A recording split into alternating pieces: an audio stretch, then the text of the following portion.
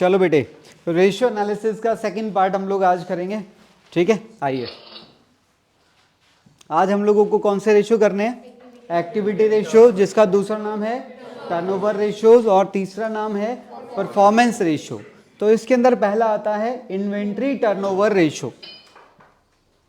Inventory turnover ratio आप जानते हैं, ऊपर रखना होता है कॉस्ट ऑफ गुड सोल्ड और नीचे रखना होता है average inventory. Cost of good sold को cost of revenue from operation भी बोलते हैं। क्यों? क्योंकि सेल्स का दूसरा नाम रेवेन्यू फ्रॉम ऑपरेशन है, इसीलिए कॉस्ट ऑफ गुड सोल्ड का दूसरा नाम cost of revenue from operation है। चिंता ना करो, ये चिड़िया है तो भाई आ भी सकती है ना वापस, है ना। ये वैसे मैंने किया नहीं, अपने आप आई थी। हाँ हाँ, रिवर्स गियर में वापस आई है, तो देखो दोबारा देखते हैं। वाह वाह वाह, क्या? अच्छा सुनो, इसके ऊपर हम लोग बात करते हैं। इसका जो आंसर निकल के आता है वो सो मेनी टाइम्स में निकल के आता है। वो रिप्रेजेंट क्या करता है? कि हमने कितनी बार माल लिया है। ये लाइन ठीक है, पर मजा नहीं आया। हमने कितनी बार अपने स्टॉक को सेल्स में कन्वर्ट किया। How many number of times our stock was converted into sales. बात समझ आ रही है? तो अच्छा, इसके अंदर कुछ चीजें जो आती हैं, इनके बारे में हम थोड़ा सा समझते हैं जरा। आइए जरा। और इस रेशियो को जितना ये हाई होगा उतना बेटर बोला जाता है। ऐसा क्यों? क्योंकि इसके साथ में एक रेशियो और जुड़ जाता है, आपको याद हो तो, इन्वेंट्री होल्डिंग पीरियड। और तुम लोग जरा रिकॉल करो तो सही, इसका जो आंसर आएगा, अगर आपने ऊपर 365 लिया है तो आंसर डेज में आएगा। तो ये डेज किस चीज के डेज हैं? कि कितने दिन तक माल को हमें अपने पास संभालना पड़ता है। माल को ज्यादा दिन संभालना अच्छी बात है क्या? कम से कम संभालना पड़े, मतलब हम चाहते हैं इसका जो डेज है वो कम रहने चाहिए, और इसका कम होना इसके ऊपर डिपेंड करता है, क्योंकि ये तो फिक्स है।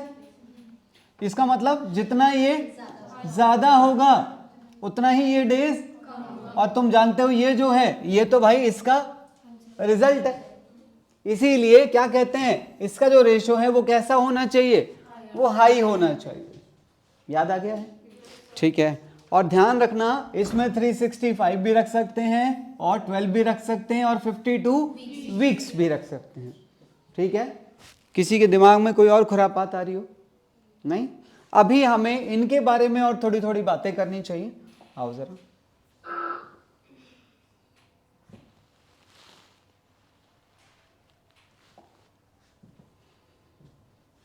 Cost of goods sold as per class 11th और एज पर क्लास, ये ऐसा क्यों है डिफरेंस? ऐसा डिफरेंस क्यों है? क्योंकि 11th की फाइनल अकाउंट्स यानी कि ट्रेडिंग P&L अलग तरीके से बनते थे, और 12th का यानी कि कंपनी का statement of profit and loss थोड़ा सा अलग सा है। इसीलिए कॉस्ट ऑफ गुड्स सोल्ड को निकालने का तरीका भी थोड़ा डिफरेंट रहता है। हाँ या ना? चलो जरा, तो पहले 11th वाला अगर आप समझना चाहते हैं तो पहले हम इसके अंदर जाएंगे, और फिर 12th वाला थोड़ी देर में समझेंगे। Average inventory is quite easy, opening stock plus closing stock divided by 2। इसमें कुछ भी नहीं है। आगे आइए, यहां से आपको पता चलेगा 11th का कॉस्ट ऑफ गुड सोल्ड कैसे निकलता है।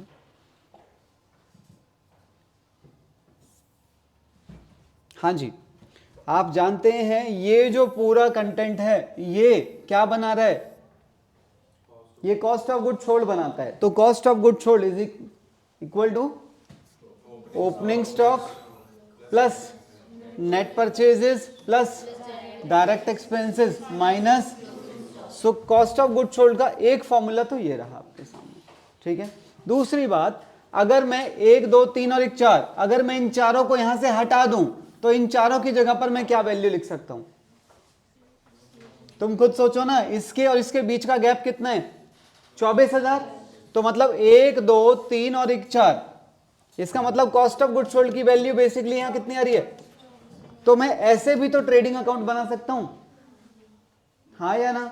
तो कॉस्ट ऑफ गुड सोल्ड का एक रिलेशन ये भी तो है क्या? दिस माइनस दिस, तो cost of good sold can be equal to net sales minus gross profit. पर ऐसा जरूरी नहीं है कि आपका माल हमेशा प्रॉफिट पे बिके। जैसे यहां देखो 24,000 का माल 20 में बिका तो आपको तो 4,000 का नुकसान हो गया। तो यहां पर कॉस्ट ऑफ गुड सोल्ड कैसे निकालोगे, इन दोनों का टोटल। तो cost of good sold is equal to net sales plus gross loss. तो कॉस्ट ऑफ गुड सोल्ड निकालने के 3 तरीके हैं as per class 11th। Done,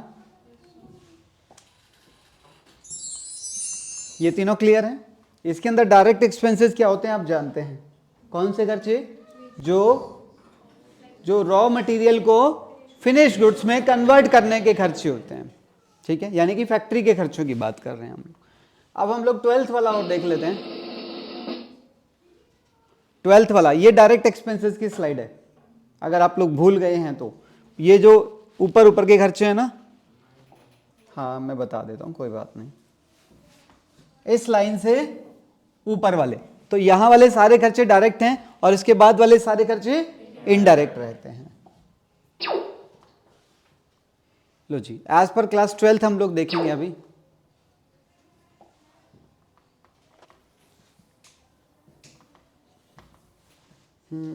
इसको यहां रख देते हैं, यहां खाली जगह है। हाँ जी, ये देखना जरा, ये तो 11th वाले, क्यों, क्योंकि 11th के ट्रेडिंग P&L ऐसे ही तो बनते थे, तो इनके बेस पर कॉस्ट ऑफ गुड सोल्ड ऐसे निकाला जा सकता है। फिर मैंने यहां 2 क्यों लिखे हैं, होते तो 3 है। अबे क्योंकि प्रॉफिट लॉस वाला तो एक ही होगा, या तो प्रॉफिट वाला होगा या लॉस वाला, वो तो सिखाने के लिए थी स्लाइड। तो यहां पर देखो आपको क्या मिल रहा है, तो मैंने प्रॉफिट वाला लिखा हुआ है, अब लॉस होता तो लॉस वाला लिखा होता, और ये वाला कॉमन है, ये तो होगा ही होगा, ठीक है। अब जरा देखते हैं 12th के हिसाब से कॉस्ट ऑफ गुड सोल्ड कैसे बनेगी। चलो जरा 12th के हिसाब से कॉस्ट ऑफ गुड सोल्ड कैसे बनती है, सोचो जरा, सोचो सोचो सोचो, दिमाग लगाओ। आप जानते हैं ये वाला पूरा हिस्सा कहां है, पहले सोचो। ओपनिंग स्टॉक कुछ इसके अंदर भी होता है और कुछ इसके अंदर भी होता है ना। तो ओपनिंग स्टॉक गया। परचेजेस कुछ इसके अंदर होती हैं और कुछ इसके अंदर भी होती हैं, ये रही, होती है ना, ठीक है। उसके अलावा डायरेक्ट एक्सपेंसेस सोचो सोचो सोचो, इसमें से ये जो डायरेक्ट एक्सपेंसेस हैं ये या तो इसके अंदर जाते हैं, ये रहे, और या फिर अदर के अंदर जाते हैं डायरेक्ट, बस डायरेक्ट एक्सपेंसेस और कहीं नहीं जा सकते, या तो एम्प्लॉय बेनिफिट के अंदर या, ठीक है। उसके अलावा ये जो क्लोजिंग स्टॉक है, क्लोजिंग स्टॉक कुछ इसके अंदर होता है, ये रहा, और कुछ क्लोजिंग स्टॉक इसके अंदर भी होता है। इसका मतलब 1 2 3 4, यही 4 आइटम है जिनसे क्या बनता है, कॉस्ट ऑफ गुड सोल्ड। तो ये चारों आइटम या तो इसके अंदर है या इसके अंदर है या इसके अंदर है या फिर इसके अंदर है या इसके अंदर है, तो यही मिलके तो बनाएंगे कॉस्ट ऑफ गुड सोल्ड। तो जरा नीचे चेक करो ना क्या बनाया इन्होंने, कॉस्ट ऑफ मटेरियल कंज्यूम्ड यानी कि पहला बक्सा, हाँ, परचेज ऑफ स्टॉक इन यानी कि दूसरा वाला, चेंज इन इन्वेंट्री ऑफ यानी कि ये वाला, और ये क्या कह रहा है, इस लाइन को पूरा करो, ये कहां मिलेंगे, direct expenses which are available either in employ benefit और इन अदर एक्सपेंसेस, याद रहेगी, ठीक है। तो ये भी हो गया क्लियर, ये मैंने अभी बताया ही था आपको। कुछ नीचे बहुत इंपॉर्टेंट बातें लिखी हुई हैं, एक बार रीड करना बहुत इंपॉर्टेंट हो जाता है। हाँ जी, आप जानते हैं यहां पर डायरेक्ट एक्सपेंसेस की बात हो रही है, तो इससे रिलेटेड एक नोट है, अभी बताया है ना। अगला, अगर डायरेक्ट एक्सपेंसेस क्वेश्चन में नहीं है और ना ही हम उन्हें फाइंड आउट कर सकते हैं, तो फिर आप क्या मानोगे कि डायरेक्ट एक्सपेंसेस हुए ही नहीं होंगे, ठीक है। अगला, if cost of good sold can not be calculated, कह रहा है अगर आप इसकी वैल्यू निकाल ही नहीं सकते हैं तो फिर आप सेल्स को ही कॉस्ट ऑफ गुड सोल्ड मान लेंगे, ये मानते हुए कि आपके प्रॉफिट पर ना प्रॉफिट हो रहा था, आपके सेल्स पे ना प्रॉफिट हो रहा था ना लॉस, मतलब जितने पे माल खरीदते थे उसी वैल्यू पर बेच देते थे। पॉसिबल है, हाँ या ना, बोलते नहीं हो। अगला कह रहा है मान लो इसकी वैल्यू या फिर इसकी वैल्यू, किसी एक की वैल्यू पता नहीं लग सकती, तो अगर आपको इसकी वैल्यू नहीं पता लग रही है तो आप क्लोजिंग को ही, और जब दोनों को सेम मानोगे तो एवरेज भी वही निकल के आएगा, क्योंकि नीचे 2 ही तो है। समझ आ रही बात? क्या कह रहे हो कार्तिक? टोपी पहन रखी है, धूप लग रही है? चलो कोई नहीं, आओ। यहां पर एक छोटा सा क्वेश्चन है। कार्तिक बोलो कार्तिक, देखो जरा क्या मांगा है, इन्वेंट्री टर्नओवर रेशियो मांगा है, 2 साल का मांगा है, कोई टेंशन वाली बात नहीं है। इस साल का सेल कितना है, यहाँ की सेल कितनी दे रखी है और यहाँ की सेल कितनी दे रखी है? यहाँ की सेल दे रखी है 75 लाख और यहाँ की सेल दे रखी है 93.6। अच्छा, इन्वेंट्री 31 मार्च, यार कौन सा इन्वेंट्री है? हाँ, यहाँ का क्लोजिंग स्टॉक कितना दे रखा है? 11 लाख, और यहाँ का क्लोजिंग, यहाँ का ओपनिंग बन जाता है। उसके बाद यहाँ का क्लोजिंग 15 दे रखा है, पर नीचे कुछ और भी लिखा है, इन द ईयर 17-18, इस साल के लिए कह रहा है, क्या कह रहा है? इन्वेंट्री डिक्रीज्ड बाय 3 लाख, मतलब यहां का ओपनिंग स्टॉक 14 लाख था, तो आपको नहीं लग रहा इनसे आपको क्या मिल जाएगा? एवरेज, और ऐसे ही इनसे आपको इस साल का एवरेज मिल जाएगा।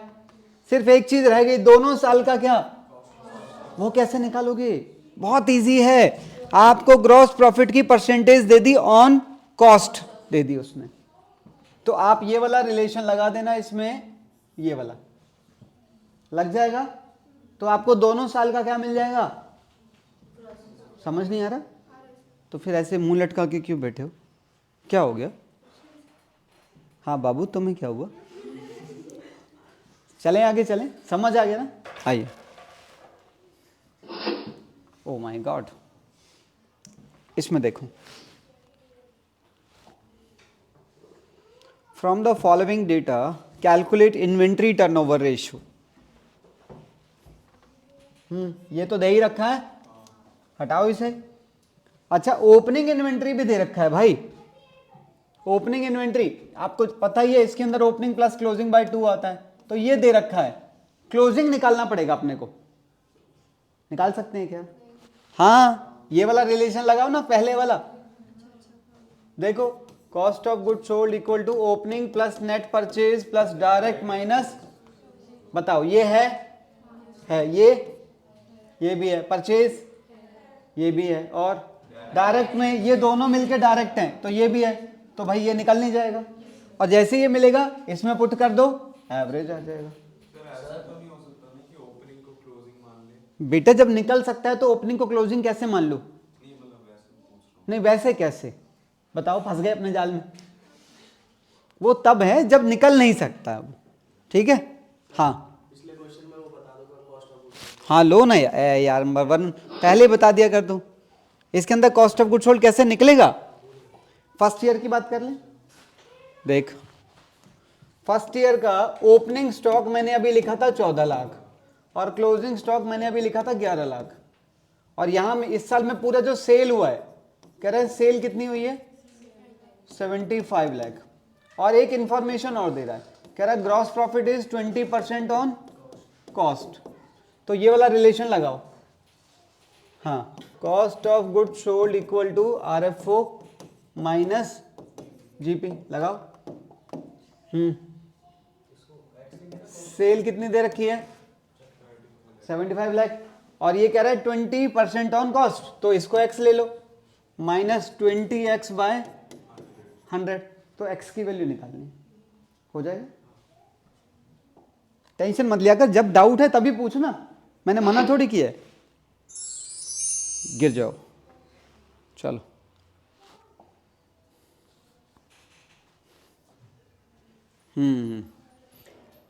कैश रेवेन्यू क्रेडिट रेवेन्यू, यानी कि टोटल सेल जब वो आपको दे रहा है, और आप लोग एक बात जानते हैं, cost of good sold equal to RFO minus GP। हाँ, टोटल सेल कितनी है 6 लाख, हाँ या ना, और माइनस 1,20,000 हटा दो तो कॉस्ट ऑफ गुड सोल्ड कितना आ गया 480 आ गया। उसके अलावा वो इन्वेंट्री टर्नओवर रेशियो आपको खुद ही दे रहा है, तो कॉस्ट ऑफ गुड सोल्ड जो आया है इसे यहां पर रख दो। इन्वेंट्री टर्नओवर रेशियो कितना दे रहा है, कह रहा है ये 4 है, तो यहां से एवरेज इन्वेंट्री नहीं निकाल सकते तुम, average inventory is equal to 1,20,000। इसके आगे वो केसेस दे रहा है आपको, 4 अलग अलग केसेस दे रहा है। पहले केस को अगर मैं मानूं, अच्छा एक बात तुम्हें पता है, average inventory is equal to opening plus closing by equal to 1.2। इसको ये सेपरेट था, एक वर्किंग नोट था, ठीक है ना, नीचे आ जाओ जरा। Opening plus closing equal to 2,40,000, हाँ या ना, पहला केस, इस पे अप्लाई करो।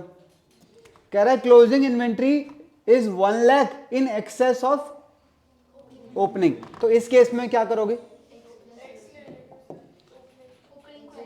इसको x ले लो तो वो हो जाएगा x plus 1 lakh equal to, तो पहले केस में ओपनिंग और क्लोजिंग की वैल्यू निकल जाएंगी।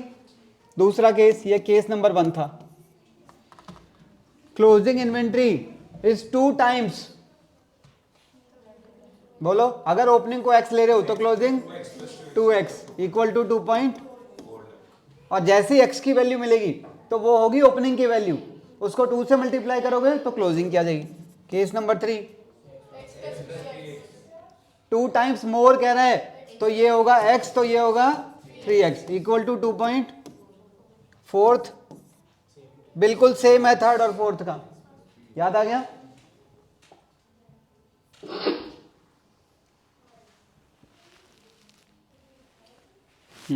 देखना जरा, 2 टाइम्स मोर मतलब 3 टाइम्स हो गया ना टोटल, मोर एक तो इक्वल करने के लिए और 2 एक्स्ट्रा हैं, तो टोटल 3 टाइम्स ले लेंगे, ठीक है। देखो जरा, कह रहा है एक कंपनी का लिक्विड रेशियो 1.6:1 है और उसका करंट रेशियो 2.4:1 है, और उनका inventory turnover ratio is 5 times, और it had a total current liabilities of 1.5 lakh. क्या करें, आपको एक बात तो पता ही है कि आपका करंट रेशियो होता है current asset upon current liability, और यहाँ पर करंट रेशियो आपको कितना दिया है 2.4/1 इक्वल टू, ये कितना दे रखा है 1.5 लाख, तो करंट एसेट की वैल्यू निकल जाएगी, निकालना जरा, 2.4 लाख है वो, नहीं सॉरी 3,60,000 आ गई, हाँ या ना, ठीक है।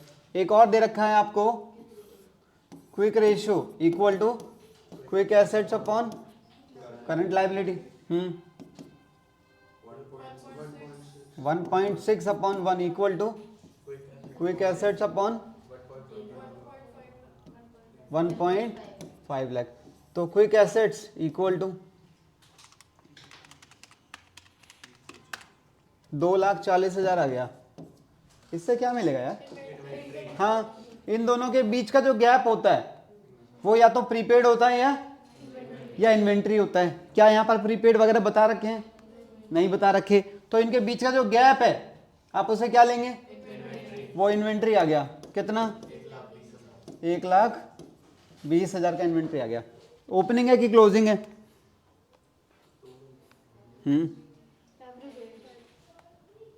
रेवेन्यू फ्रॉम ऑपरेशन मांगा है उसने हमसे,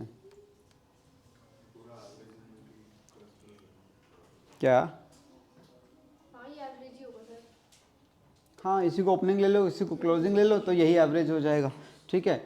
अच्छा एक चीज़ और, इसके अंदर हमारा इन्वेंट्री टर्नओवर रेशियो कितना दे रखा है, ये 5 दे रखा है, यही ओपनिंग यही क्लोजिंग, तो यही एवरेज, इसे यहाँ ले लो, हाँ या ना, तो cost of good sold is equal to 6 lakh. उसके बाद ये वाला रिलेशन लगाओ, cost of good sold equal to RFO minus GP लगाओ, ये 6 लाख है। कह रहे 40% ऑफ कॉस्ट, 40% ऑफ, तो इसका 40% लेना है इसे, तो ये कितना आ गया 2,40,000, तो RFO की वैल्यू निकल जाएगी 8,40,000। ये इंक्रीज डिक्रीज वाले क्वेश्चन थे। देखो जरा एक बार,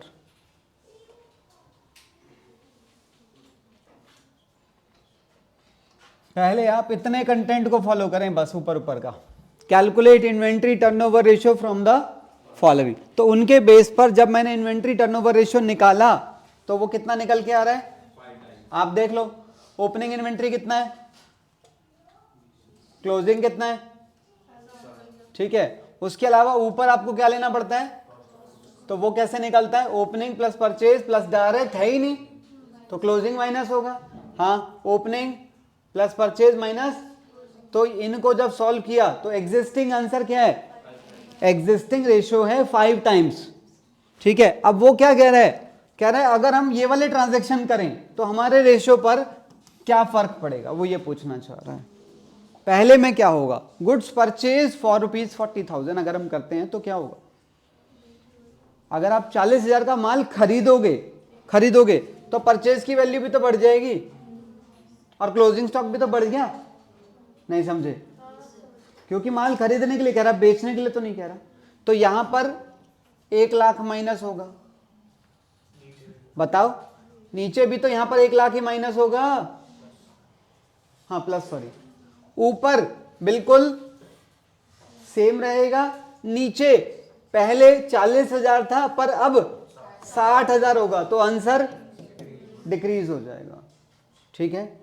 अगला case, sale of goods for rupees, कह रहे हैं हमने 30,000 का माल 25,000 में बेचा, 30,000 का माल 25 में बेचा, तो 25 का तो सेलिंग प्राइस है, हमें क्या लेना, हमारे लिए इंपॉर्टेंट है 30,000 वाली वैल्यू। क्या करूं, तो 30,000 का यहां से क्लोजिंग स्टॉक घट जाएगा, तो यहां पर भी 30 ही, ऊपर क्या होगा, ऊपर पहले 60 माइनस हो रहा था तो अब तो 30 बढ़ गया, हाँ या ना, तो ऊपर हो जाएगा 2,30,000 और नीचे हो जाएगा 25, तो आंसर इंक्रीज हो जाएगा। अगला, decrease in the value of closing inventory, अगर हम इसकी वैल्यू को 20,000 से कम कर दें तो ये 40 होकर ऊपर का बढ़ रहा है और नीचे का कम हो रहा है, तो वैल्यू बढ़ जाएगी। समझ गए कि नहीं, देख लेते हैं, चलो। वो खुद ही कह रहा है इसमें 20,000 का चेंज है और वो भी डाउनवर्ड चेंज है, तो जरा लाना ऊपर का आंसर क्या आ रहा है। ऊपर पहले 2 लाख था पर अब 2,20,000 आएगा, नीचे पहले 40,000 था पर अब 30 आएगा। डिवाइड करना जरा इसको, तकरीबन 7 टाइम्स के आसपास आ रहा है, पहले 5 टाइम्स था पर अब 7 आ रहा है, तो आंसर तो इंक्रीज हो रहा है ना। अगला देखो, ऐसा कोई तरीका नहीं कि ऊपर बढ़ रहा है तो हम उसको रेशियो को सॉरी क्या, अगर हमें दिख रहा है कि ऊपर बढ़ रहा है, न्यूमरेटर हमारा इंक्रीज हो रहा है, तो रेशियो इंप्रूव, आप ऐसा कोई हिट एंड ट्रायल नहीं लगाएंगे, आप ऐसे सॉल्व करके देखेंगे, ठीक है। ऐसा ये शॉर्टकट तरीके होते हैं, गड़बड़ होते हैं, भरोसे लायक नहीं होते, ठीक है, आपको सॉल्व ही करके दिखाना है। अगला, अगले वाले में बस वो इंक्रीज की बात कर रहा है, कह रहा है अगर वो 10,000 से बढ़ जाए तो यहां पर 70 माइनस होगा और यहां 70 प्लस होगा, अकॉर्डिंगली चेंजेस निकाल लेना। अगला कह रहा है अगर 5,000 का माल हम फ्री सैंपल में बांट दें तो क्या होगा, तो इसकी जर्नल एंट्री होती है advertisement account debit to purchases, हाँ या ना, तो 5,000 की परचेजेस कम हो जाएंगी, तो ये 2,35,000 और यहां से स्टॉक भी तो कम होगा, तो ये भी कम होगा, समझ गए आप। तो ऊपर कोई चेंज नहीं है, नीचे वाली वैल्यू घट रही है, पहले नीचे 40 था पर अब 75 का आधा करना 37.5, 37,500 से डिवाइड करेंगे, पहले 40 से डिवाइड हो रहा था। समझ आए केसेस। अगला रेशियो है डेटर्स टर्नओवर रेशियो, ठीक है। हाँ जी, इसमें ऊपर क्या रखना होता है, नेट क्रेडिट सेल। बच्चे क्या गलती करते हो, कैश सेल को भी ले लेते हैं, टोटल सेल को भी ले लेते हैं, कहते हैं सेल याद था हमें तो बस। भाई डेटर्स का जन्म कब होता है, जब हम क्रेडिट पे माल बेचते हैं, तो ऊपर आपको क्रेडिट सेल रखनी है और नीचे एवरेज डेटर्स रखने होंगे। ठीक है, आइए जरा, तालियां ज्यादा नहीं होगी कुछ?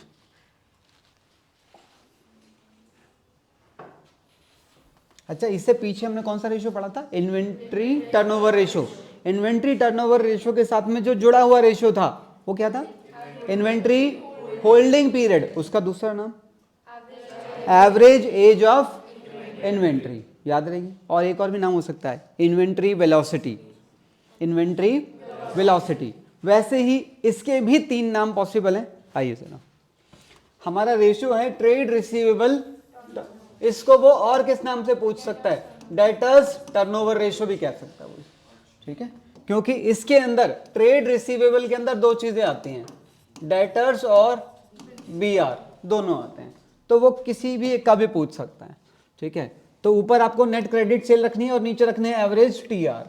ये कैसे निकलेंगे? हाँ, अगर किसी क्वेश्चन में बिल्स रिसीवेबल भी है और डेटर्स भी है, हाँ, तो दोनों ले लेंगे। नहीं वो अगर पूरे डेटर्स टर्नओवर रेशियो निकाल, नहीं, फिर भी आप दोनों ही लेंगे। अगर वो आपको डेटर्स दे रहा है और बीआर दे रहा है और पूछ रहा है डेटर्स टर्नओवर रेशियो, तो दोनों को लेकर काम करना है।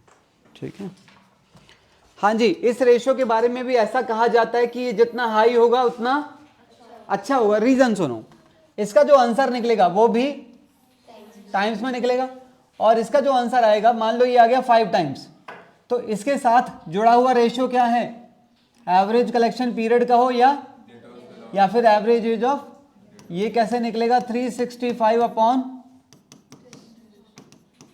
टीआर। इसका जो आंसर आएगा वो आएगा,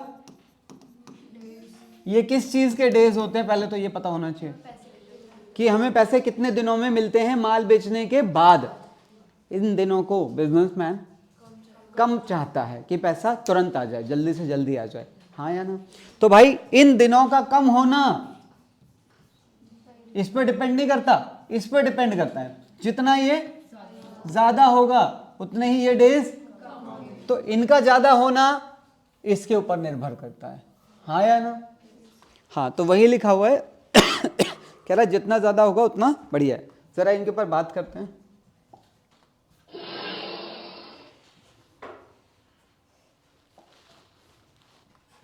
इंपॉर्टेंट है, बहुत इंपॉर्टेंट बातें हैं इसके अंदर। हाँ जी, पढ़ो जरा एक बार। कह रहा है as debtors and BR arise on account of credit sales, so credit revenue is considered for its calculation. और क्रेडिट सेल कैसे निकलनी है? क्रेडिट से और सेल्स रिटर्न वगैरह माइनस करनी पड़ेगी, हाँ या ना? ये कोई बताने वाली बात नहीं है। Credit revenue from operation is equal to total sales minus cash sale, ऐसा भी कर सकते हैं। एक नोट लिखा हुआ है, if credit sale is not given in the question then consider total revenue from operation for calculation of ratio। Simple सी बात है। एवरेज टीआर कैसे निकलना है? कह रहा है debtors and BR together are called TR. Average TRs are calculated by adding the opening and the closing and dividing it by the total of 2। कुछ नोट लिखे हुए हैं, बेहद इंपॉर्टेंट नोट्स हैं। पहला नोट कह रहा है while calculating this ratio provision for bad and doubtful debts is not deducted from trade receivables। ऐसा क्यों? क्योंकि एक बात बताओ, ये तो क्या है, इसके अंदर आते हैं क्या? Opening debtors plus closing debtors upon. अब तुम सोचो, ये जो डेटर्स आप ले रहे हो, अगर आपने इसके अंदर प्रोविजन माइनस किया, प्रोविजन बनाना बिजनेसमैन के अपने हाथ में है, 2% बनाऊं, 5% बनाऊं कि 20% बनाऊं, हाँ या ना? हालांकि प्रोविजंस जो हम बनाते हैं उनके ऑडिट किए जाते हैं, वो चेक किए जाते हैं कि प्रोविजन आपने फालतू तो नहीं डाला। मेरी बात समझ आ रही है? पर एक बात सोचो, मान लो मेरे बिजनेस का प्रोविजन बन रहा है 2%, पर मैं उसे बना रहा हूं 10% जान के गलत। अगर आप एक्स्ट्रा प्रोविजन बना रहे हो तो वो प्रोविजन इन दोनों पर क्या असर करेगा? वो इन दोनों को कम करेगा, और जितना ये दोनों घटेंगे उतना ही इन दोनों का एवरेज भी घटेगा, और जितना डिनोमिनेटर घटेगा उतना ही रिजल्ट ज्यादा आएगा। तो भाई हम तो चाहते ही यही हैं क्या, कि इसका रिजल्ट ज्यादा आए, क्योंकि जितना ये ज्यादा आएगा उतना ही एवरेज कलेक्शन पीरियड कम आएगा, तो हमारे बिजनेस की तो झूठी पिक्चर बाहर चली जाएगी। इसीलिए एक रूल बनाया गया कि किसी भी आदमी को जब वो ये रेशो निकालेगा डेटर्स में से प्रोविजन माइनस करना अलाउड नहीं होगा। पॉइंट समझ आ रहा है? ठीक है।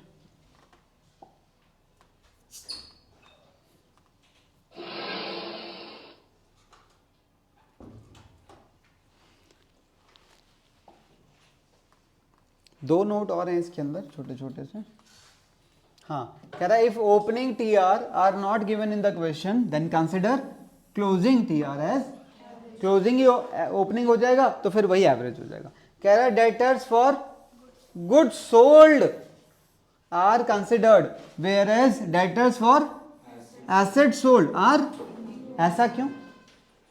अबे क्योंकि जो तुम ऊपर ले रहे हो ये कौन सी सेल है जिसमें तुमने माल बेचा है। बेचते तो बिजनेस में कभी कभी हम अपनी एसेट्स भी है। तो कह रहा है वो जब हमने ऊपर सेल वो वाली ले रखी है माल वाली, तो नीचे डेटर्स भी तो माल वाले लेंगे, एसेट वाले नहीं लेने। बात समझ आ रही है? एक बार इसे रीड कर लो।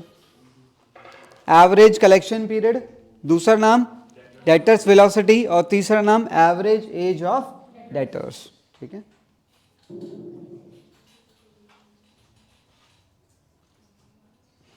एक क्वेश्चन है वहां पर आपके सामने। जो लिक्विडिटी रेशियोज वाली जो टॉपिक थी उसमें प्रोविजन माइनस करते हैं क्या? हाँ बिल्कुल, वहाँ प्रोविजन माइनस होता है। कार्तिक पूछ रहा है कि लिक्विडिटी रेशियो में कौन से रेशियो होते थे, वैसे मैं तो भूल गया, एक बार याद दिल। करंट रेशियो और quick ratio, yes you are right. तो वो कह रहा है कि करंट रेशियो और क्विक रेशियो में जब हम वो रेशियो निकालते थे दोनों, तो क्या वहाँ पर प्रोविजन माइनस होते थे कि नहीं डेटर्स में से? क्योंकि वहाँ पर रिलेशन ढूंढा जाता था करंट एसेट और करंट लायबिलिटी का। तो करंट लायबिलिटी वो लोग हैं जिनको हमसे पैसा जल्दी लेना है, तो हम इन्हें कह देते हैं देखो हमारे पास कितनी एसेट है, current asset. Non current asset पे वो भरोसा नहीं करते क्योंकि उनकी नज़र सिर्फ हमारी करंट एसेट्स पे होती है। अब करंट एसेट्स के अंदर हमारे डेटर्स भी होते हैं, तो भाई इसमें से कुछ डेटर्स ऐसे हैं जिनके ऊपर हमें डाउट है, तो जिसके ऊपर हमें खुद डाउट है हम उनका भरोसा इन्हें कैसे दे सकते हैं? तो प्रोविजन वहाँ माइनस कर सकते हैं आप, पर इस रेशियो में आप प्रोविजन माइनस नहीं कर सकते, क्योंकि प्रोविजन अगर आपको अलाउड कर दिया गया माइनस करना इसके अंदर, तो लोग प्रोविजन को एक्सेस वैल्यू में बनाकर रेशियो को मैनिपुलेट कर सकते हैं, उसे झूठा बना सकते हैं। इसीलिए रूल बना दिया गया, सबके लिए सेम रूल है तो सबको फॉलो भी करना पड़ेगा। ठीक है। हाँ जी, एक यहां पर देखो जरा क्या मांगा है, कैलकुलेट डेटर्स टर्नओवर रेशियो। देखो जो क्वेश्चन मैं आपके साथ डिस्कस कर रहा हूं ना, ऐसा भी मैं कर सकता था कि खाली खाली कंसेप्ट बताओ और भेजो। मैंने कुछ क्वेश्चन चुने जो मुझे लगा कि कंफ्यूज करते हैं, या मेरे हिसाब से ये बीच बीच में थोड़े आने चाहिए थे। ठीक है, तो ध्यान से पढ़िए आप जरा। क्या कह रहे हैं? क्रेडिट सेल कितने की करी थी पूरे साल में? सोचो आपने यहां पर करी थी, एंट्री यही डली होगी। उसके बाद कैश रिसीव्ड फ्रॉम डेटर्स, जब आपको डेटर्स से पैसा मिला होगा, कितना मिला है? 20,40,000, तो मैंने कैश में डेबिट किया है। और भी कुछ कह रहा है, और डिस्काउंट तो तुम जब देते हो जब तुम्हें पैसा मिलता है, तो डिस्काउंट तो आपने इसी में अलाउ किया होगा, इसीलिए मैंने इन दोनों को कंबाइन कर दिया। अगला सेल्स रिटर्न जब होता है तो ये एंट्री डलती है, हाँ या ना? अगला ओपनिंग डेटर्स कितने दे रहा है? अब क्लोजिंग डेटर्स आपको दे नहीं रहा, तो क्या है ही नहीं, क्या होंगे? निकालने पड़ेंगे। सोचो कैसे निकाल, हट रहे, सोचो कैसे निकालोगे क्लोजिंग डेटर्स? शुरू में कितने डेटर्स थे? उसमें ये वाले ऐड कर दो, ये वाले और ये वाले भी, तो आपको क्लोजिंग डेटर्स पता चल जाएंगे। क्लोजिंग डेटर्स, वरना पता है बच्चे क्या करने वाले हैं? सोचो सोचो, इसी को क्लोजिंग लेंगे और इसी को एवरेज निकाल के काम खराब कर देंगे। लिखा हुआ था कि जब तक उनकी वैल्यू निकाली नहीं जा सकती है तब हम ओपनिंग को क्लोजिंग या क्लोजिंग को ओपनिंग लेंगे, अदरवाइज कोशिश करनी है निकालने की उसको। समझ आई बात? आगे चलूं मैं?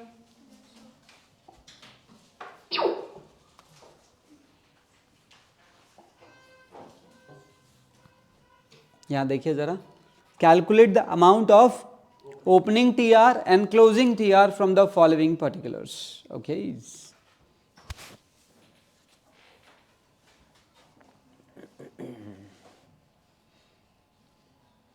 इन दोनों से भी कुछ निकल सकता है।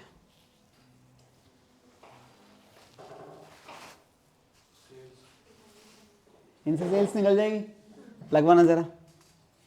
Cost of good sold equal to RFO minus GP। हाँ,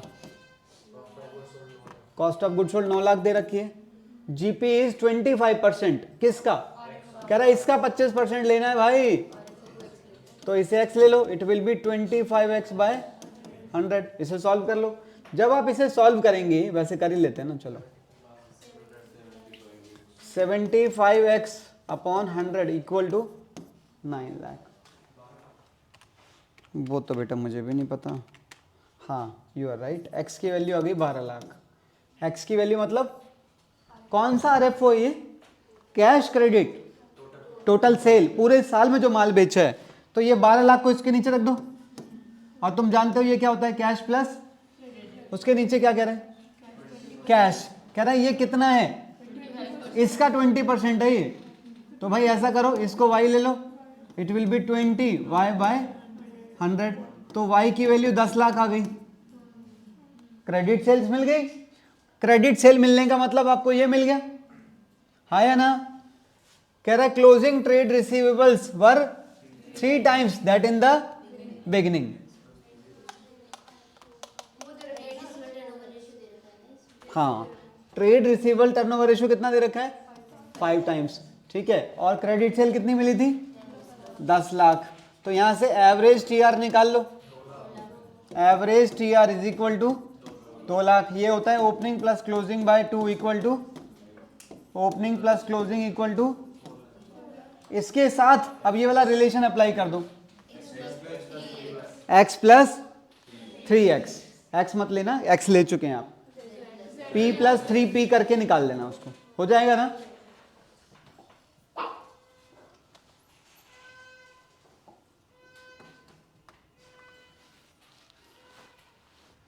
हाँ जी, देखो जरा, 2 साल का डेटा दिया हुआ है। ये भाई साहब अपनी हदें भूल गए हैं, ये यहाँ के आइटम है, ठीक है। हाँ, 2016 और 2017 क्या कह रहा है, देखो जरा। 2016 की सेल कितनी थी, इस साल की सेल कितनी हुई है टोटल, 36 लाख, हाँ या ना? और इस साल की सेल कितनी है, 60 लाख। ठीक है, अगला ट्रेड रिसीवेबल। ट्रेड रिसीवेबल 1 जनवरी को कितने दे रहा है, 2016 को 5,40,000 दे रहा है। और ट्रेड रिसीवेबल बाद के तो बता ही नहीं रहा, ये हो गया, ये हो गया, इस पे आ जाओ। ट्रेड रिसीवेबल ऑन 31 दिसंबर 2016 के कितने दे रहा है, 6,60,000।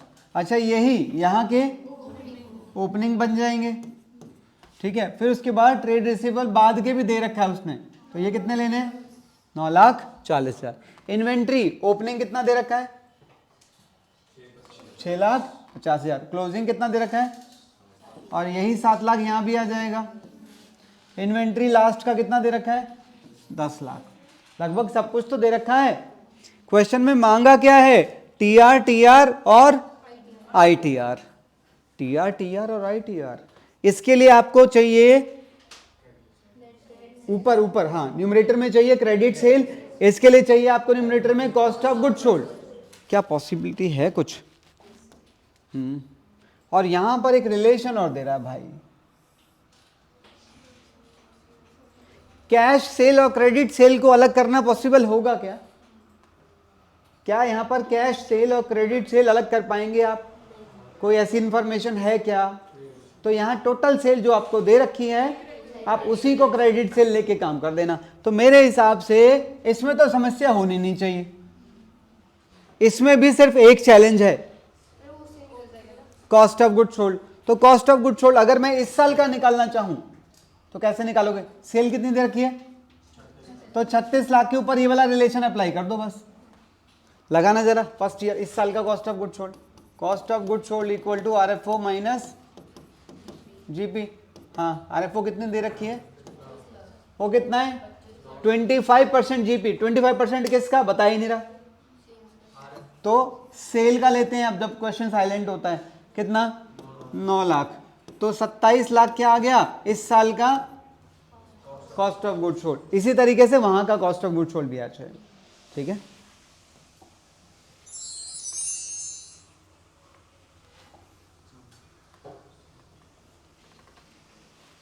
हाँ जी,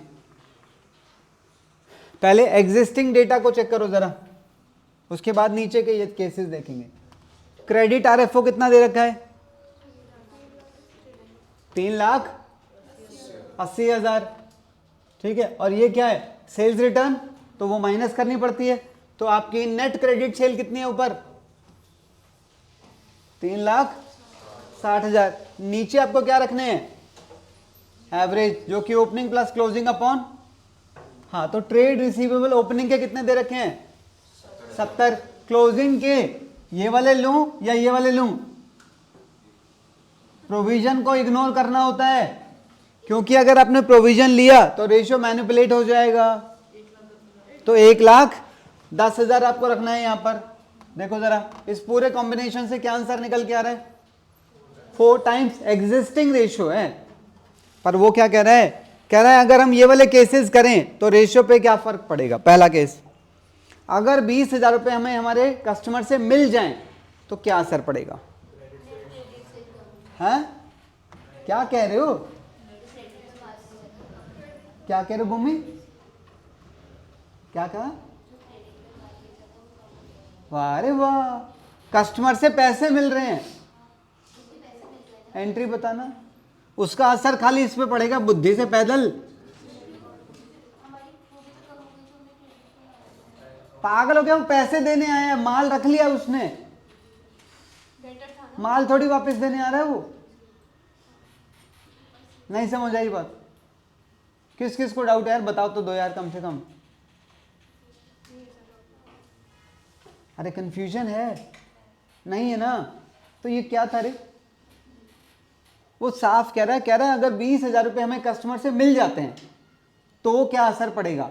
अगर तुम्हें कस्टमर से पैसे मिलेंगे तो वो इसी में से तो मिलेंगे पैसे, एंट्री डल जाएगी cash account debit to debtor, तो इसकी वैल्यू घट के हो जाएगी 90,000, और अगर ये 90 हुआ तो 90 और ये यहाँ पर कितना आ जाएगा 80, इसके यहाँ पर आते ही रेशो इंप्रूव हो जाएगा, नालायक ना हो तो। अगला, sale of goods on credit 30,000, अगर हम 30,000 का माल और उधार पे बेच दें तो भाई ऊपर भी तो 90 बढ़ेगा क्रेडिट सेल, और इसमें भी 30 बढ़कर ये हो जाएगा 1,40, तो ऊपर रहेगा 390 और यहाँ पर हो गया 1,05,000, हाँ या ना, तो रेशो डिक्रीज हो जाएगा। अगला, कैश रेवेन्यू फ्रॉम ऑपरेशन, अगर हम कैश में माल बेच दें नो चेंज, कैश में माल बेचने से ना तो डेटर्स पे फर्क पड़ेगा और ना ही क्रेडिट सेल पे फर्क पड़ेगा, समझ गए। सेल्स रिटर्न को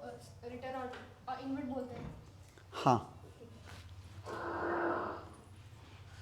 अगला ratio working capital turnover ratio, किसी को याद है, इसमें ऊपर रखना होता है कॉस्ट ऑफ गुड सोल्ड, इसमें ऊपर रखना होता है नेट क्रेडिट सेल्स। अब हम लोग करेंगे क्रेडिटर्स टर्नओवर रेशियो, पहले ये वाला करना है, हाँ, इसमें ऊपर क्या आएगा नेट क्रेडिट परचेजेज आएंगी, क्योंकि क्रेडिटर्स तब बनते हैं जब हम उधार पे माल खरीदते हैं, ठीक है। अच्छा, इस रेशियो के बारे में क्या कहा जाए, ये हाई अच्छा कि लो अच्छा, इसमें इसको छोड़ दो, आप यहां आओ जरा, आप जानते हैं इसका जो आंसर आएगा वो टाइम्स में आएगा। उसके बाद इसके साथ कनेक्टेड रेशियो होता है average collection, average payment period, या फिर क्रेडिटर्स वेलोसिटी, और कुछ एवरेज एज ऑफ क्रेडिटर्स। तो इसका जो आंसर आएगा वो कैसे आएगा 365 अपॉन TPTR, इसका जो आंसर आएगा वो आएगा किसमें डेज में। ये वाले दिन हम कैसे रखना चाहते हैं, ये वाले दिन हम ज़्यादा से ज़्यादा रखना चाहते हैं, क्योंकि यहाँ हमें उधार मिलता है, तो हम चाहते हैं इसके जो डेज हैं वो हाई होने चाहिए, इसका हाई होना इसके लो होने पर डिपेंड करता है। इसका मतलब हम चाहते हैं इसका आंसर कैसा होना चाहिए, लो होना चाहिए। तो ये यहाँ पर कुछ गलतियां लिखी हुई हैं, आप इसको ध्यान मत देना। आप समझ गए ना कि जितना ये लो होगा उतना ही बेहतर होगा। समझ गए मेरी बात को? आगे चलते हैं और इसमें क्या बताया जाए, बाकी वही सेम वाली बातें हैं जो पीछे पड़ी थी। ठीक है, अगला रेशो वर्किंग कैपिटल। अब तुम ये मत सोचना इसके क्वेश्चन नहीं करवाएं, आपने ये कर लिया ना डीआर, तो सेम ही टाइप के होते हैं। Working capital turnover ratio. अच्छा, इसमें फिर से वापस आओ। इसके न्यूमरेटर में कॉस्ट ऑफ गुड सोल्ड, इसके न्यूमरेटर में नेट क्रेडिट सेल्स, इसमें नेट क्रेडिट, इसमें नेट सेल्स। कौन सी, कैश की क्रेडिट, टोटल सेल। रीजन, क्योंकि वर्किंग कैपिटल इन सब चीजों से मिलके बनता है। सुन लो एक बार फिर से। वर्किंग कैपिटल तुम सब जानते हो current asset minus current liability को कहते हैं, और करंट एसेट के अंदर ये भी आता है, ये भी आता है, हाँ है ना, और ये भी आता है। और करंट लायबिलिटी के अंदर सोचो, करंट लायबिलिटी के अंदर क्रेडिटर्स भी आते हैं, ट्रेड पेबल्स भी आते हैं। सो बेसिकली ये जो रेशो है ना, ये वाला, ये रेशो इन सब से मिलके बना है, हाँ या ना। इसीलिए जब आप इस रेशो को निकालोगे तो इसके न्यूमरेटर में आपको नेट सेल्स रखनी है, कैश और क्रेडिट सब आते हैं इकट्ठा होके। ठीक है, सर ये एक्टिविटी रेशियोज कौन मतलब मानते हैं? कौन मानता है? मांगता है। बिजनेस मैनेजमेंट के बहुत काम आते हैं,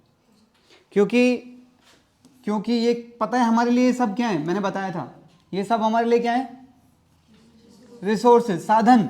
और साधनों का कैसा यूज हम कर रहे हैं ये जानने में मैनेजमेंट का, ओनर्स का, इन्वेस्टर्स का बहुत बड़ा रोल होता है। वो लोग जानना चाहते हैं कि बिजनेस को, देखो पैसा तो इन्होंने लगा रखा है, मेहनत इन्होंने कर रखी है, तो ये लोग ये जानना चाहते हैं कि जो हमने पैसा लगा रखा है वो यूज हो भी रहा है कि नहीं। समझे?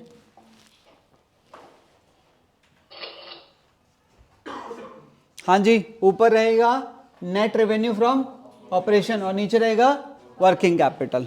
ठीक है, हायर, जितना हाई होगा उतना अच्छा रहेगा। ठीक है, उसके अलावा नेट रेवेन्यू में cash plus credit minus sales return, या फिर cost of good sold plus gross profit भी आप इसे कह सकते हैं। और वर्किंग कैपिटल आपको पता है current asset minus current liability से बनते हैं। इसके अंदर एक क्वेश्चन आया है, इसे तो यहीं ले लो। हाँ, वर्किंग कैपिटल कैसे निकालूं? Non current assets, non current assets ये होती हैं, टोटल एसेट ये होते हैं, शेयर होल्डर फंड ये होते हैं, हाँ या ना। और नॉन करंट लायबिलिटीज आपने को क्या चाहिए? टोटल एसेट्स में से अपने को चाहिए वर्किंग कैपिटल। तो कैसे करूं इसको? हम ये भी तो कह सकते हैं, तो करंट एसेट कैसे लाओगे? टोटल एसेट माइनस, तो करंट एसेट आ गई। करंट लायबिलिटी कैसे लाओगे? टोटल एसेट या फिर टोटल लायबिलिटी की बात है, तो टोटल एसेट माइनस, तो ये भी मिल जाएगी, हाँ या ना।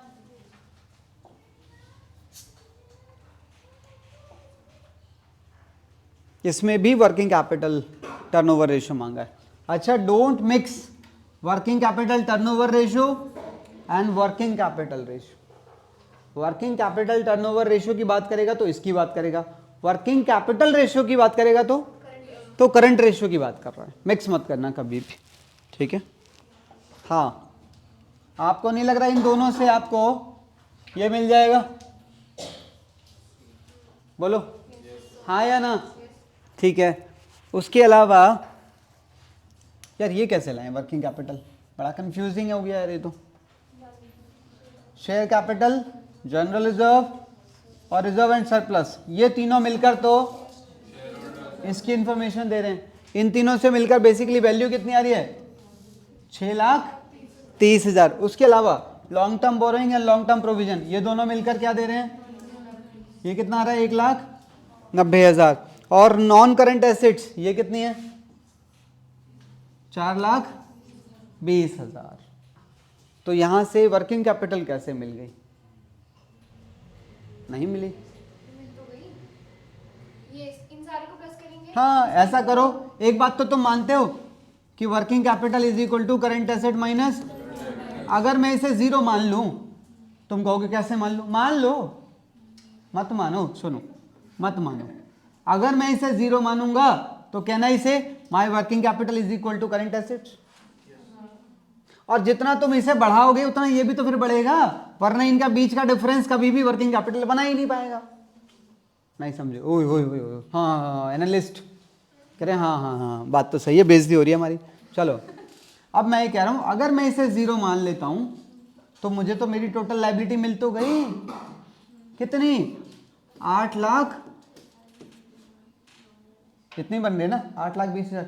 अब 8,20,000 में से इसे माइनस कर दो ना, तो आपको क्या मिल गया, करंट एसेट, और ये करंट एसेट ही आपकी करंट लायबिलिटी, वो सॉरी आपकी वर्किंग कैपिटल बना देंगे। तो वर्किंग कैपिटल निकली कैसे,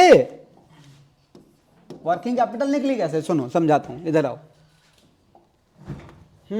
share holder fund plus non current liability plus current liability equal to non current asset plus, ये तो पता ही है तुम्हें, मैंने क्या किया, this this this plus this plus equal to दोनों। हाँ तो चलो जरा, share holder fund plus non current liability, मैं इसे यहां ला सकता हूं, तो मैंने इसे यहां लाके माइनस कर दिया, और करंट एसेट जो था वो पहले से यहां था, इसे यहां लाओगे तो ये माइनस हो जाएगा। आगे बढ़ो, इनकी वैल्यूज पुट करो, शेयर होल्डर फंड कितना दे रखा है, 6,30,000, नॉन करंट लायबिलिटी कितनी दे रखी है, 1.9 लाख, और नॉन करंट एसेट कितनी है, 4 equal to current asset minus current liability, इस पूरे को वर्किंग कैपिटल तो कहते हैं। तो मैं भी तो यही कर रहा था, मैं भी तो यही कह रहा था, इनके टोटल में से सीधा इसे माइनस कर दो ना, क्योंकि I am assuming it is 0, क्योंकि दे ही नहीं रहा। क्या तो नहीं समझे, अगला रेशो क्या है, फिक्स एसेट टर्नओवर रेशो। मैं आपको एक बात बता दूं, बहुत संभावना है इसकी, इसकी और इसकी आने की, बहुत इजी है। क्या लिखा है, fix asset turnover ratio, formula जोड़ने की कोशिश करो, fix asset turnover ratio, fix asset turnover ratio. जहां भी टर्नओवर की बात हो गई, किसकी बात कर रहा है, नीचे क्या लेना है आपको, कौन सी वाली, नेट वाली, मतलब आफ्टर डेप्रिसिएशन वाली, समझ रहे मेरी बात, आफ्टर डेप्रिसिएशन वाली। तो इसके बारे में मैं आपको क्या पढ़ाऊं, है ही क्या, फॉर्मूला वहीं की वहीं खत्म हो जाता है। इसमें से आपको कोई लाइन ऐसी जो पढ़नी चाहिए,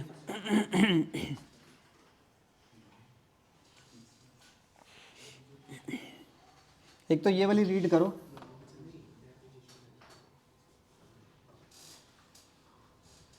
हाँ रीड करो, ये इंपॉर्टेंट है जो मैं लगा रहा हूं।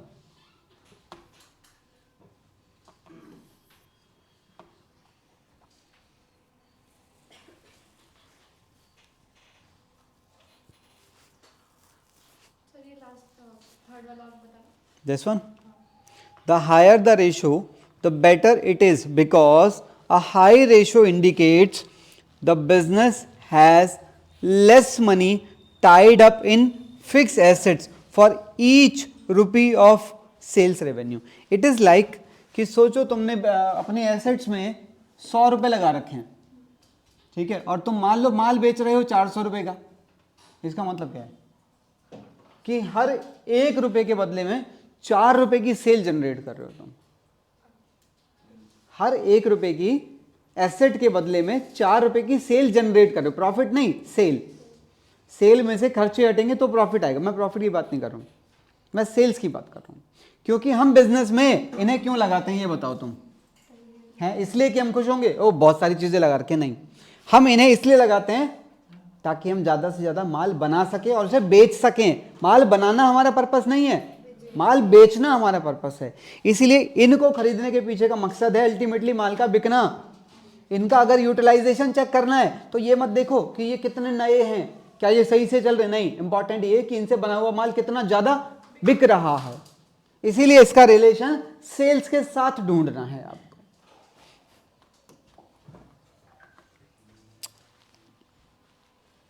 पढ़ लिया है? पढ़ा तो नहीं है वो तो मुझे पता है। हटा दूं? पढ़ना चाहता है कोई और? पढ़ने का तो नाम मत लो। आओ। हाँ जी,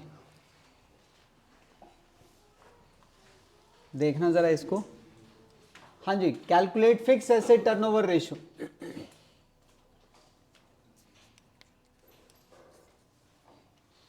इन दोनों से तो कुछ मिल रहा है यार।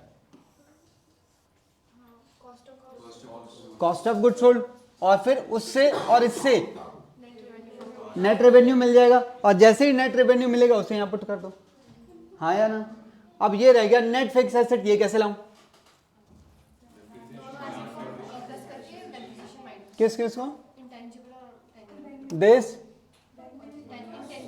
प्लस दिस माइनस दिस, तो ये भी आ जाएगा। ठीक है,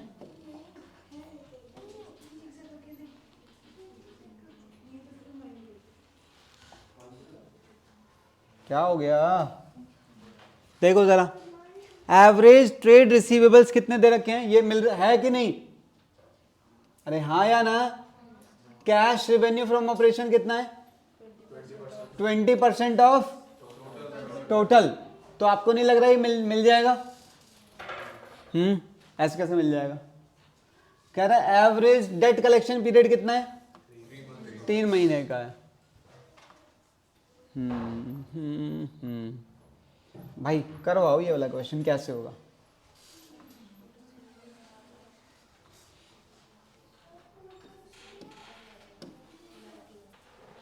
ये इंफॉर्मेशन मैंने लिख दी है।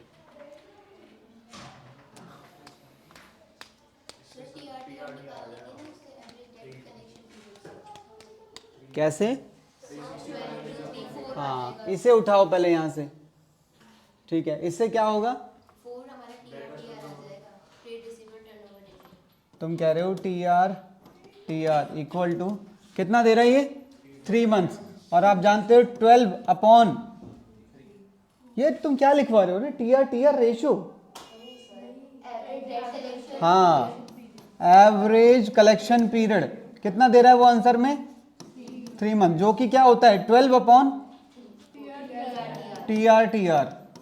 अच्छा, 12 ही क्यों लिया? क्योंकि इसका आंसर महीने में दे रखा है।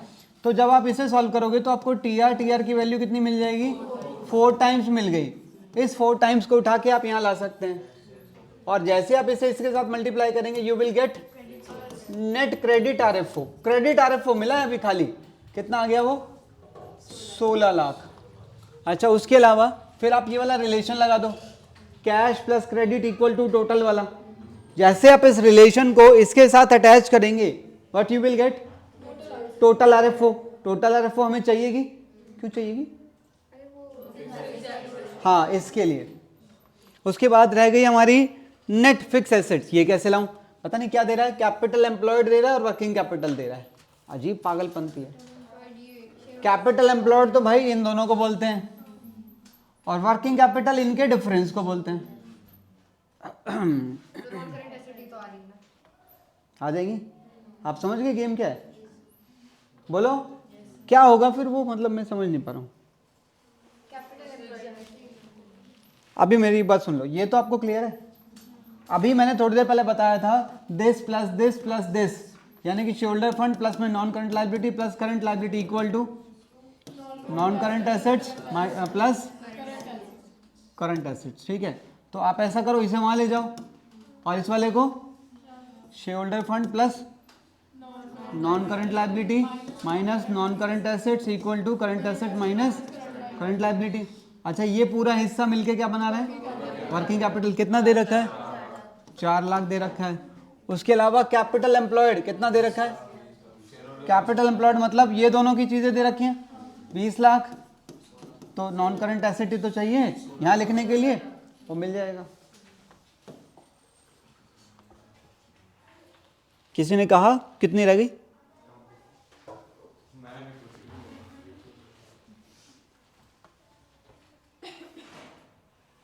ये तो आसान है भाई, इसमें से तो इसको हटा देना और ये दोनों हटाना, ये कोई क्वेश्चन है?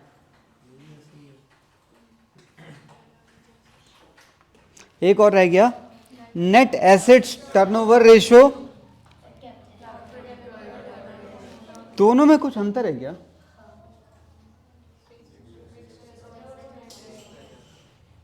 इसमें बेसिकली क्या है, आप नाम को पढ़ो, इसमें है फिक्स एसेट टर्नओवर रेशियो और ये है नेट एसेट्स टर्नओवर रेशियो या फिर कैपिटल एम्प्लॉयड टर्नओवर रेशियो। तो इसमें पता है क्या करना होगा, सुनो। हाँ हाँ, टोटल सेल अभी बताता हूँ। इसमें ये तो सबको पता है, नेट एसेट्स जिसका दूसरा नाम कैपिटल, अरे पिछले वाले रेशियो में भी तो यहाँ पर कुछ ऐसा सही था।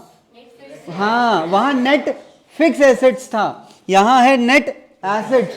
तो नेट एसेट्स, आप इनको नेट एसेट भी कहते हैं और आप इन्हें कैपिटल एम्प्लॉयड भी कहते हैं। तो बस आपको इसका रिलेशन इसके साथ ढूंढना है, बस ये करना है इसके अंदर, और कुछ नहीं है। बकवास ना करो रे।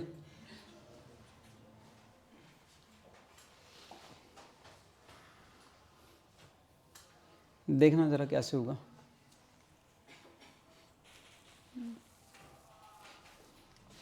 इन दोनों से आपको नहीं लग रहा कुछ काम बन जाएगा? बन जाएगा। हाँ, अब इन दोनों में से एक ये बता दो जरा, ये कैसे निकलेगा? ये शेयर होल्डर फंड दे रखा है, share holder fund share capital, ये इसके अंदर आ गया। जनरल रिजर्व और सरप्लस दोनों इसके अंदर आ गए। लॉन्ग टर्म बोरोइंग ये इसके अंदर आ गया। Current liability, current asset need ही नहीं है। जब हमें ये मिल गया, इन दोनों से मिल जाएगा हमारा सिस्टम जो चाहिए। बात समझ आई?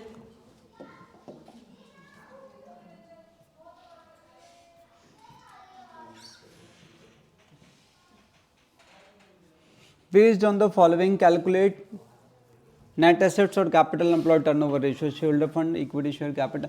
शेयर होल्डर फंड दिया हुआ है तो इक्विटी को इग्नोर करना पड़ेगा, ठीक है, और रिजर्व एंड सरप्लस को भी इग्नोर करना पड़ेगा। तो दिस प्लस ये दोनों मिलकर आपको कैपिटल एम्प्लॉयड दे देंगे, बाकी दे ही रखा है। कार्तिक कुछ कह रहे थे आप, अभी किसी ने पूछा था कुछ, टोटल सेल समथिंग। हाँ, क्या कह रहे थे आप? दोबारा ये लिखवा दो ना, सामने तो है। हाँ, इसके ऊपर क्या रखना है? Cost of good sold upon, इसमें net credit sales upon average net credit purchase upon average TP, इसमें net sales upon working capital, इसके अंदर net sales, net fix assets, इसमें नेट सेल्स अपॉन कैपिटल या फिर नेट एसेट्स, ठीक है। तो ये वाली कैटेगरी हम लोग आज डिस्कस नहीं कर पाएंगे। रीजन ये है कि ये दो रेशियो बहुत ज़्यादा टाइम लेंगे, बाकी तो ये तो छोटे छोटे से हैं हमारे, ठीक है ना। तो आज के लिए क्लास यहीं ख़त्म कर देते हैं।